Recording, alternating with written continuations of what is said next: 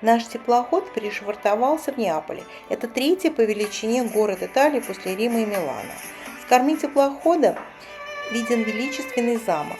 Это Кастель Нуово или Новый замок, сооруженный в XIII веке для короля Карла I. Его построили за 3 года. На то время замок был новым по сравнению с укреплениями, которые уже существовали. Отсюда и произошло его название. Долгие века этот замок являлся оборонительной крепостью. Сегодня это один из главных в Неаполе памятников средневековой архитектуры. Неаполь переводится с греческого как «новый город». Его основали греки в V веке до нашей эры.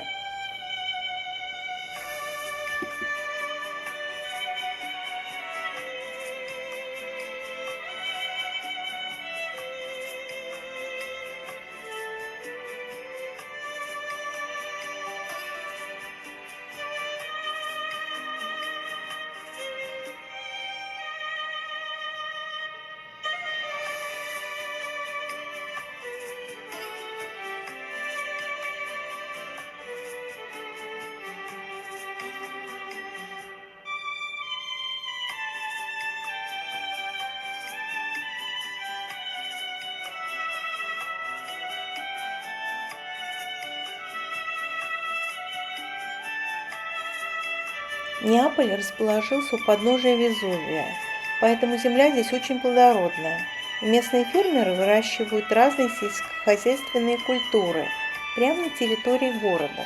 Так необычно видеть теплицы, виноградники, пашни с зерновыми культурами рядом с жилыми домами.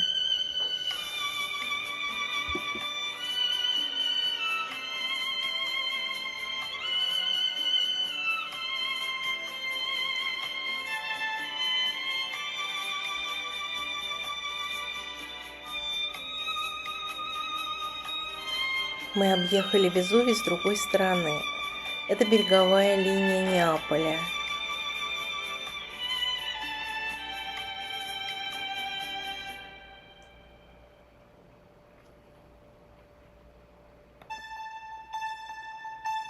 Это замок IX века, классический средневековый замок. Сейчас здесь проводят частные мероприятия.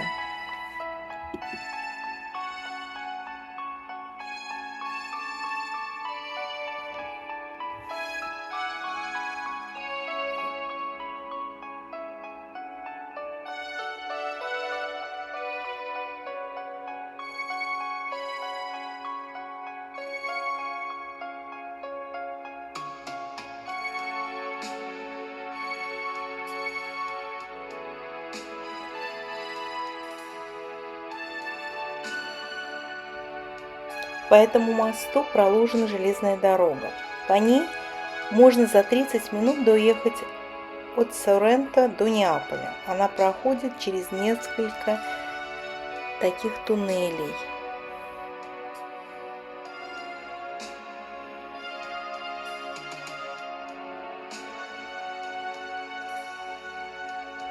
Мы едем по дороге в Соренто. Здесь лимонные и оливковые деревья растут везде. Сбор урожая оливок начинается в сентябре, а лимоны собирают круглый год. Из них изготавливают лимончелло – это лимонный ликер, мыло с сильным лимонным ароматом и конфеты.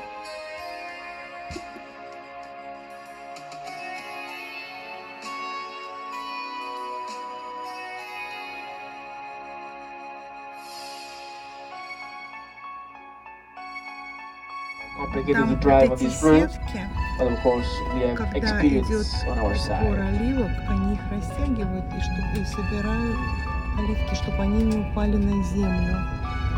Когда оливки падают на землю, они теряют свое качество. Здесь оливковая роща вместе с лимонной рощей.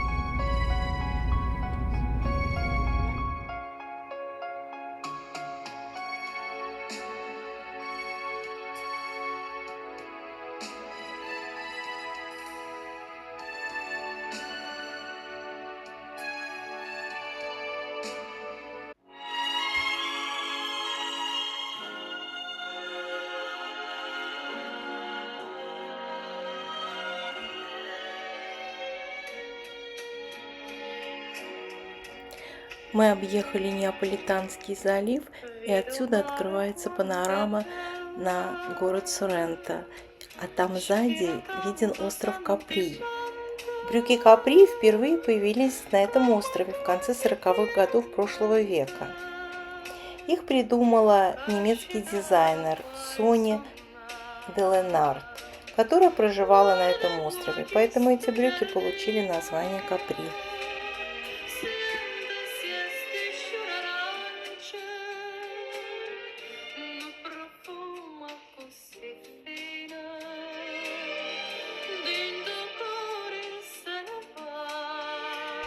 Наши ожидания нас не обманули. Город действительно очень красивый. Население его составляет 16 тысяч человек.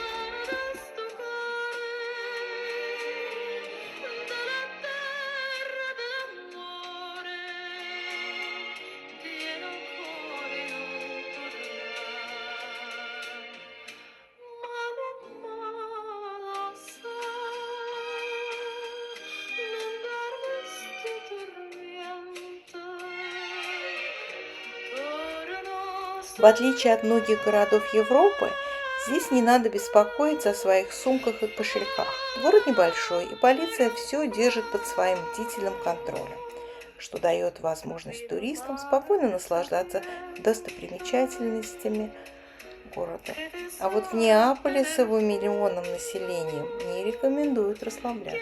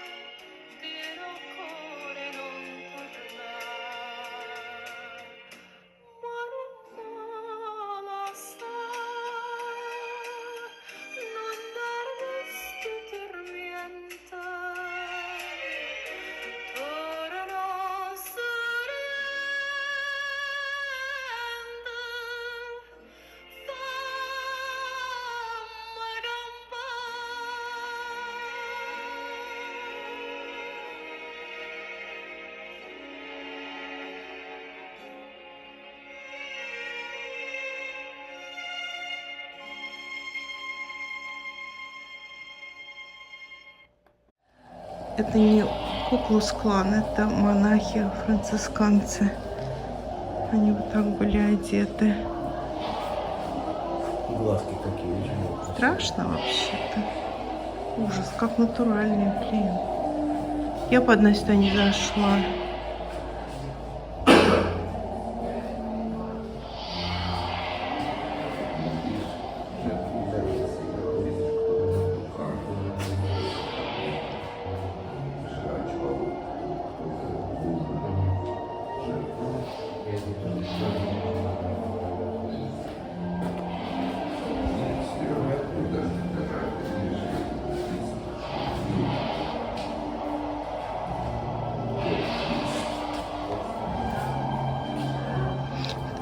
Такая библиотека их.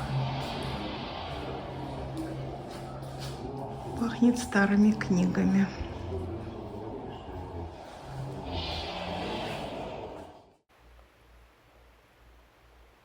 Вот она стоит, как будто это позирует. А может это он? Давай спросим. Слушай, как он близко подпускает к себе, а? А у меня не клюнет в камеру. Привет, красавец. Как хочется его погладить. О, я так близко их не видела. Это же сигал, да? Не боишься? А если он клюнет в себя? Поэтому он же, да. Он все знает. Он прикормленный. Ты хочешь еще? У меня еще есть орешки. смотрят. Да, еще.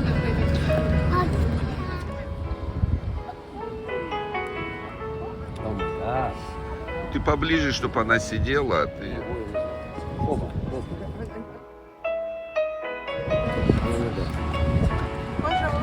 На, Вася. Подожди, Вася, подожди.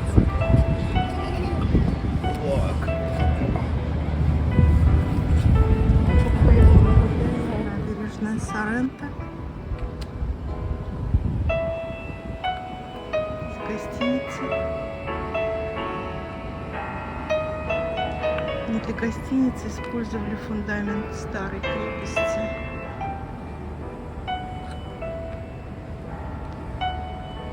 Вот сейчас мы туда пройдем, в центр города вернемся, откуда мы и пришли. Центр города уникален тем, что он разделен ущельем, а по этой дороге внизу можно выйти к морю и полюбоваться набережной.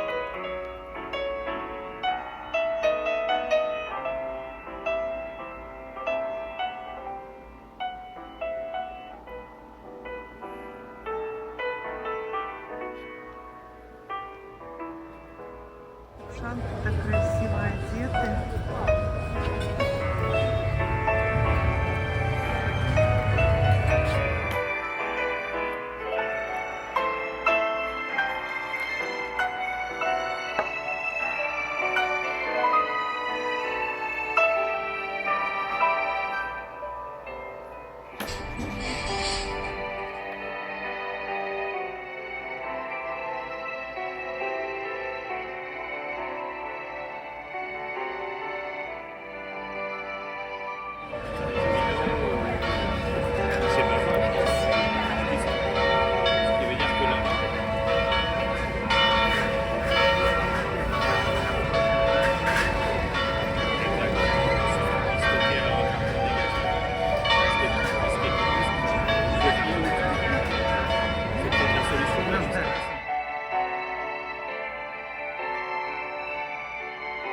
Та девушка просто ходила по центральной улице города в очень прозрачном платье, туда-сюда, и ни один водитель ей не посигналил и даже пальцем не пригрозил. Кто-то чуть шею не свернул, кто-то останавливался как вкопанный. Я все-таки убедилась, что итальянские мужчины – настоящий ценитель женской красоты. Так случайно мы оказались свидетелями необычной фотосессии. И это были наши прощальные съемки города.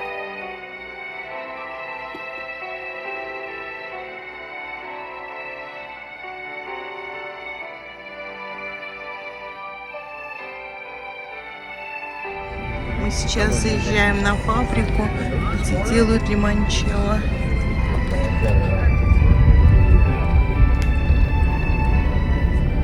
Интересно, мы ее вместе построили.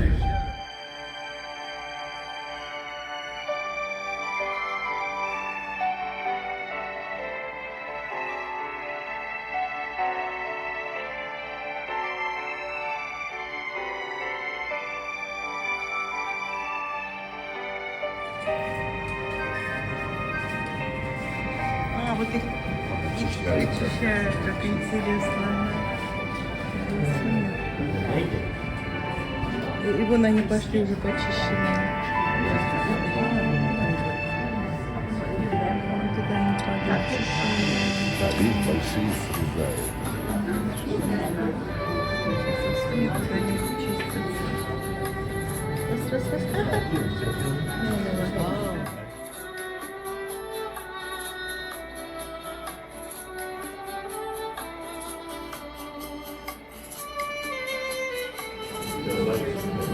Цедру они тоже используют.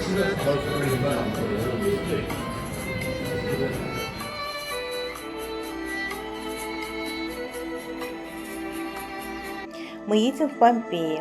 Город был покрыт 4-метровым слоем вулканического пепла от извержения Везувия в 79 году нашей эры. Сейчас это археологический парк Помпеи.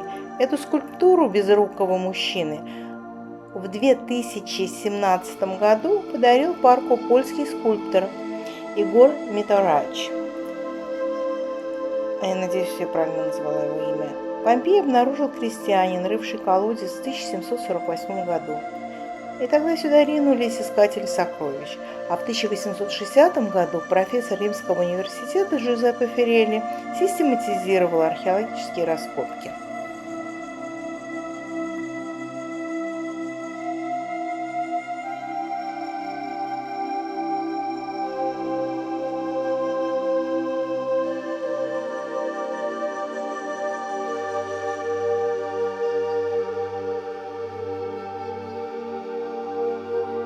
Этот блок белого мрамора является образцом. Такой же мрамор использовали при строительстве города, просто со временем он потемнел. Ни один древнеримский город не сохранился так хорошо, как Помпея. Да, произошла страшная трагедия. Но благодаря этому историки и археологи могут глубже изучать историю Древнего Рима. Это же была римская провинция. И помпейцы поклонялись тем же богам и соблюдали законы Римской империи. Быт и традиции были такие же, как у древних римлян. Площадь города 66 акров, а население составляло от 20 до 30 тысяч человек. Это был процветающий город. Римские патриции строили здесь свои летние загородные виллы.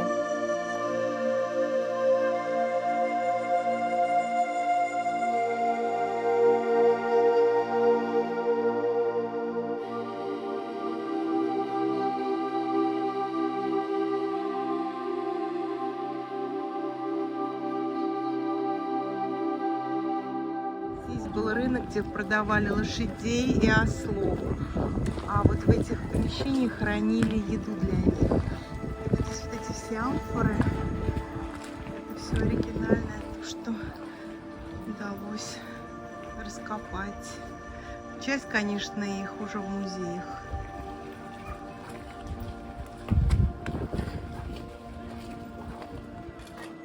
Профессор Феррелли был удивлен, что человеческих останков было немного. Но они обнаружили пустоты в вулканической лаве. Профессор заполнил пустоты жидким гипсом.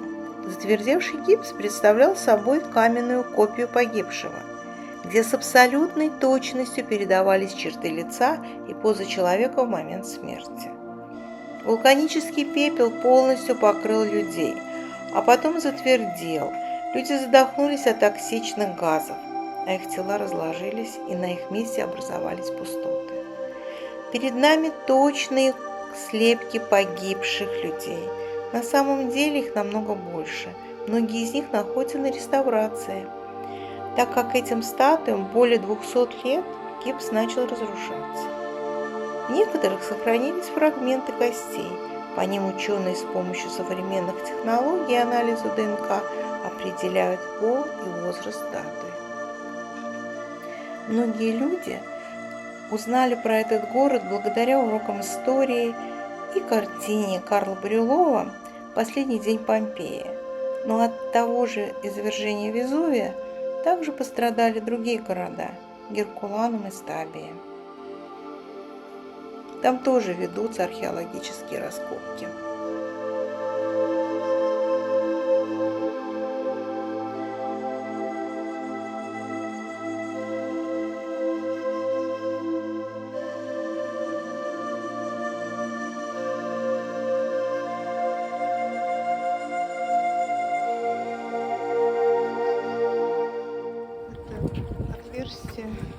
Это отверстие сюда лошадей привязывали. Это был такой паркинг. Для ишаков тоже. Для острова. Когда у входа в помещение имеется такой паз, это значит, что это была торговая лавка.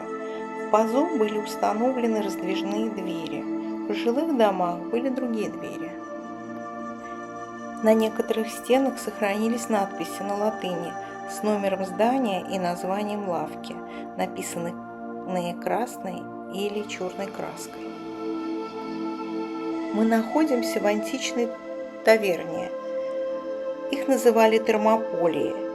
Их назначение было накормить быстро, сытно и по возможности дешево. Посетители были небогатые горожане, которые не имели средств содержать частную кухню. Название термополя переводится как термо – горячий, поле – продаю. В прилавок встраивались большие котлы с горячей водой, и еда оставалась теплой.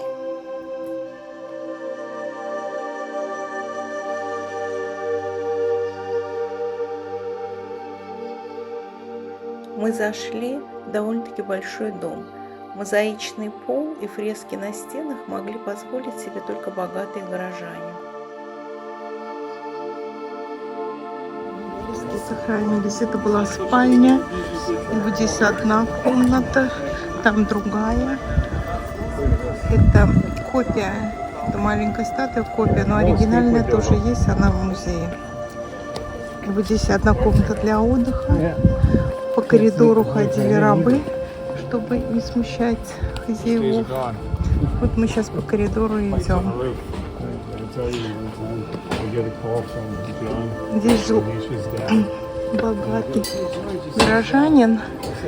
Скорее всего, он занимался рабовой торговлей. Доказано, что в этом саду растут такие же растения, которые росли 2000 лет назад.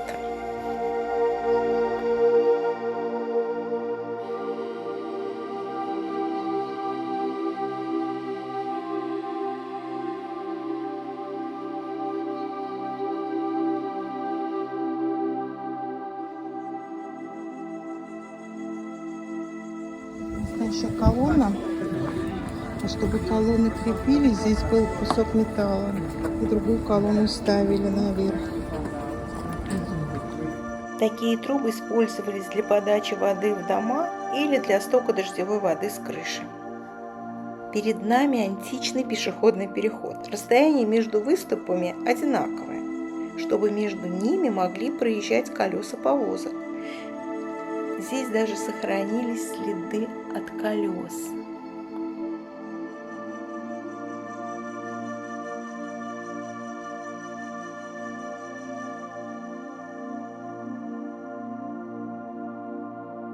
Такие добротные дороги строили древние римляне.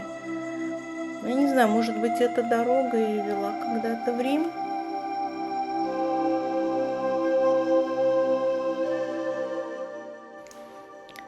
Еще одна таверня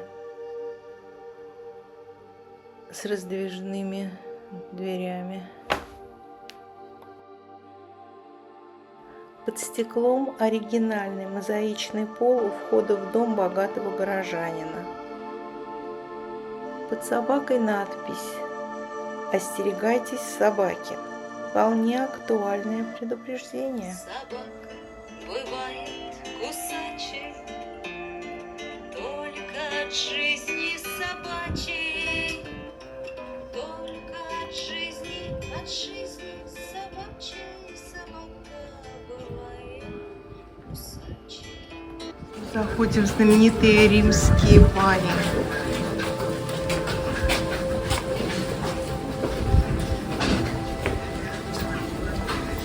Римские бани. Сейчас мы идем в горячую комнату, потом в комнату для массажа. Вон фрески еще сохранились, даже бани были красивые. Подавалась сюда проточная вода.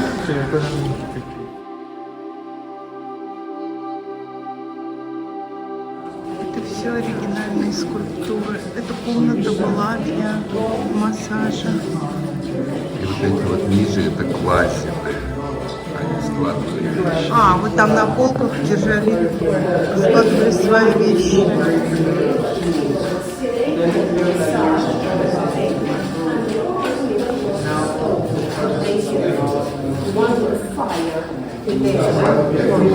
А вот здесь он ложился, мы делали массаж.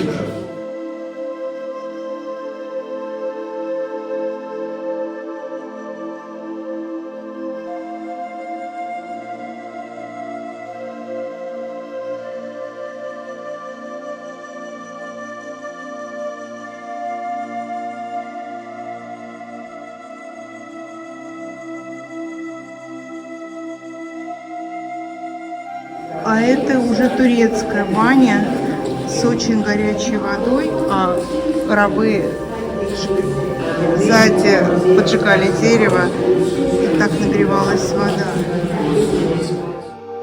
Вода в бане была горячая, и пар поднимался вверх. И чтобы капли конденсата не капали на голову отдыхающим, потолки были рельефные, что давало возможность воде стекать вниз.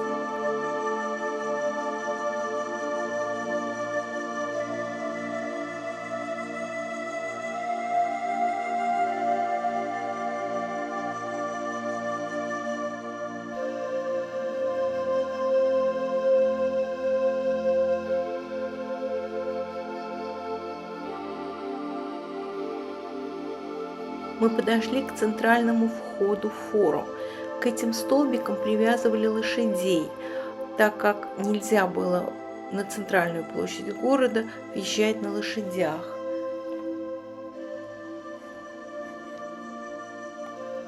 Форум был построен во II веке до нашей эры.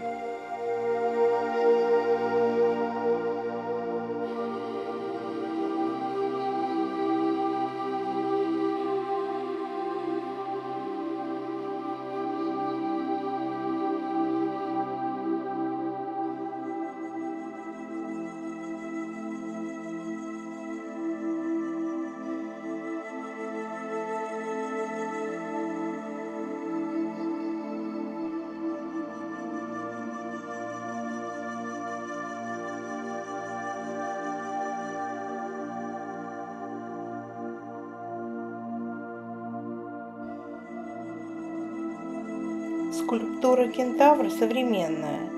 Это тоже работа польского скульптора.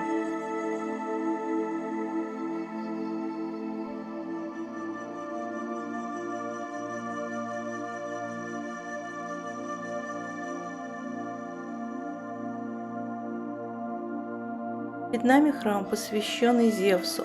Там видна голова Зевса, но это копия, а оригинал, как и большинство артефактов, находится в Национальном археологическом музее Неаполя.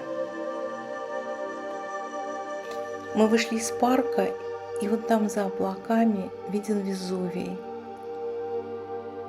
А это магазин прямо у центрального входа в парк.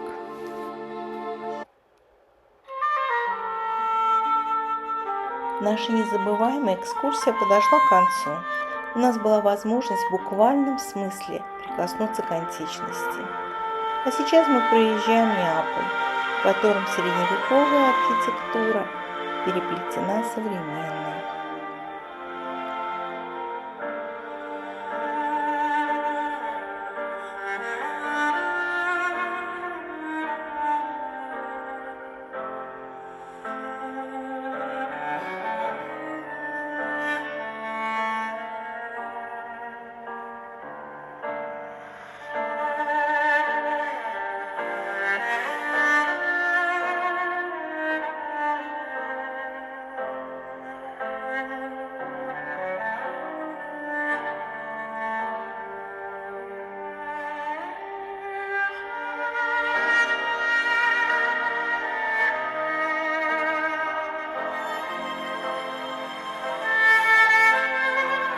Мы отплываем от Неаполя. Как всегда была репетиция.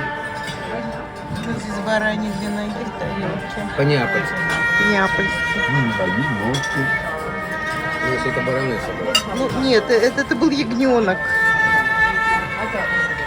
Ну, как вам Неаполь, ребят? Хорошо. Не, а мы в нем А мы и не были, мы были на Помпеи.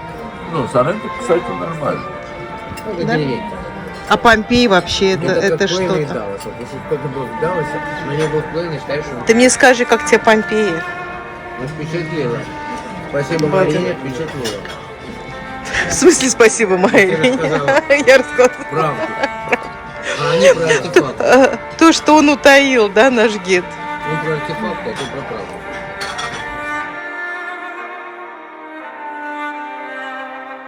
Отплываем от Неаполя и держим курс на Рим.